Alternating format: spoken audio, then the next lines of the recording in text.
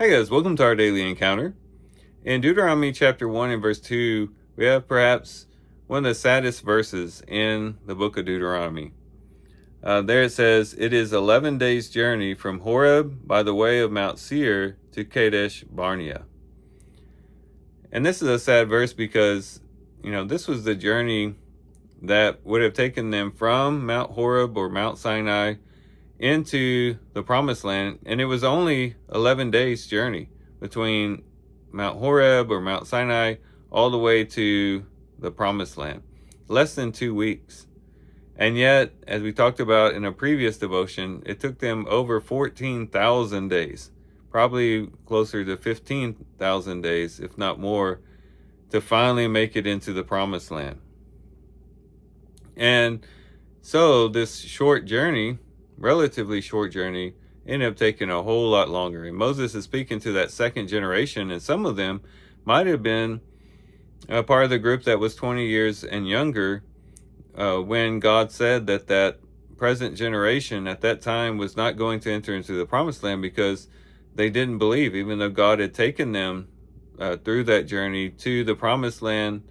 The spies went in and gave a bad report, and the people didn't think that they could overtake the inhabitants of the land, and they end up just wandering around in the wilderness for these 40 years. And some of the people would have been alive when that originally happened and have been wandering in that wilderness for those 40 years. And to think that it took them 40 plus years to go what should have only taken 11 days. And so this teaches us a very important principle, and it corresponds to the spiritual life.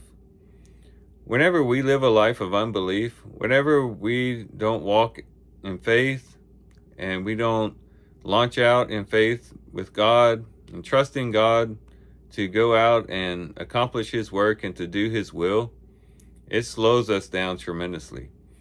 Our spiritual growth, our spiritual momentum almost slows to a halt.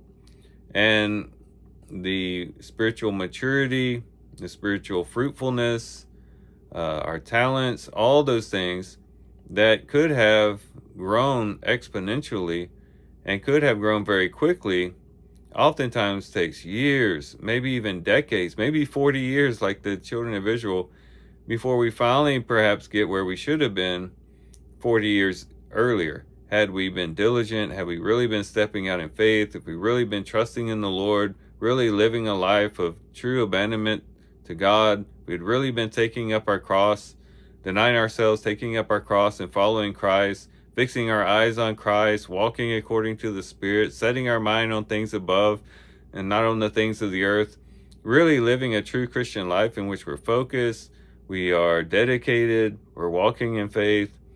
And whenever we don't live that type of life, it slows us down almost to a halt.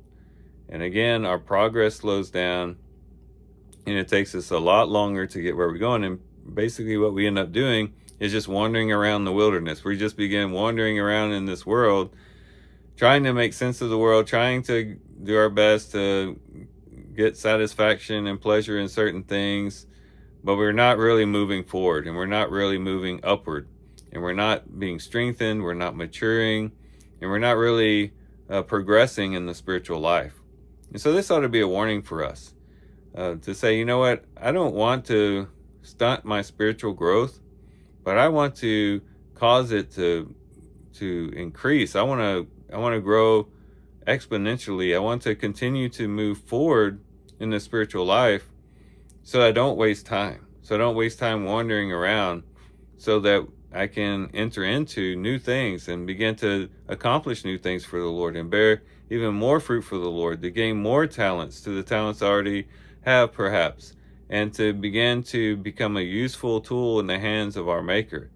And so hopefully our reading today will encourage us to do that, to get back in the right mindset, to begin moving forward, begin walking in trust and in faith in God, and being led in the direction that He would have us to go, so that we can make the progress that He would have us to make, again, so that we could be more useful to Him and that we could bear more fruit for our Father in heaven. So here's some things we can reflect on and think about as we do a reading today.